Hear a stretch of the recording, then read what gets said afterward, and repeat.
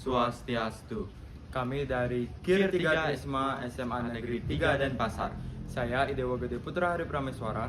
Dan saya, Anak Agung Radit Mahendra Putra. Pada kesempatan kali ini, kami akan mempresentasikan penelitian kami yang berjudul Rancang Bangun Website Klasifikasi Sentimen Ulasan Pelanggan menggunakan algoritma Naive Bayes Classifier untuk meningkatkan kualitas pelayanan UMKM. Menurut jurnal, UMKM adalah kunci dari perekonomian lokal, karena pada tahun 2015 hingga 2020, sebanyak 88,8% hingga 99,9% usaha UMKM dapat menyerap 51,7% hingga 97,2% tenaga kerja. Agar dapat meningkatkan pelayanannya, UMKM perlu memahami dan menganalisis hasil ulasan dan keluhan pelanggannya, karena 75,4% keputusan pembelian dipengaruhi oleh ulasan dari pelanggan sebelumnya. Namun, masih banyak pelaku UMKM yang tidak memahami cara menganalisis ulasan ini. Berdasarkan masalah tersebut, kami mempunyai dua tujuan utama. Pertama, merancang dan mengembangkan sebuah website yang mampu menganalisis ulasan pelanggan. Dan kedua, mengetahui seberapa efektif algoritma Naive Bayes dengan melakukan tugas klasifikasi ini. Untuk mencapai tujuan tersebut, peneliti menggunakan metode penelitian dan pengembangan atau R&D. Peneliti mengadopsi model Ritchie dan Klein yang terdiri dari 3 tahap utama, yaitu perencanaan, produksi, dan evaluasi. Metode ini sangat relevan karena bertujuan untuk menghasilkan sebuah produk baru dan kemudian menguji keefektivitasan dari produk tersebut secara empiris. Pada tahap perencanaan, peneliti melakukan studi literatur untuk membangun landasan teori, lalu menganalisis kebutuhan sistem untuk merumuskan fitur-fitur seperti dashboard visual dan klasifikasi topik ulasan. Selanjutnya, tahap produksi. Proses ini meliputi pemanfaatan dataset publik, pra-pemrosesan data, pengembangan prototipe website, serta implementasi model NBC. Peneliti menggunakan dataset ulasan publik yang dipublikasikan oleh Sutoyo dan kawan-kawan pada tahun 2022. Data ini kemudian diproses dan dimanfaatkan untuk melatih model klasifikasi berbasis NBC.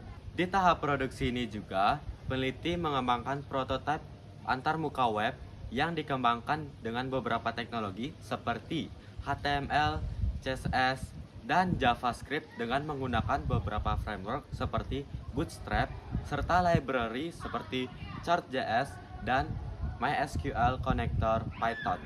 Fokus utama dari prototipe ini adalah dashboard visualisasi analitik yang menampilkan diagram lingkaran untuk menampilkan proporsi distribusi sentimen dan diagram batang untuk menampilkan ranking topik yang sedang dibicarakan oleh pelanggan. Kami juga memiliki prinsip, yaitu kemudahan dalam navigasi, responsif di berbagai perangkat, serta kesederhanaan desain agar cocok untuk pelaku UMKM dengan berbagai tingkat literasi digital. Terakhir, pada tahap evaluasi dilakukan pengujian fungsionalitas menggunakan metode black box testing dengan pendekatan equivalence partitioning yang membagi test case menjadi invalid dan valid. Kemudian, peneliti mencatat hasil dari pengujian ini dan kemudian memperbaiki kesalahan yang ada. Untuk mengetahui kesalahan yang berhasil dideteksi, dilakukan perhitungan defect removal efisiensi dengan rumus berikut ini.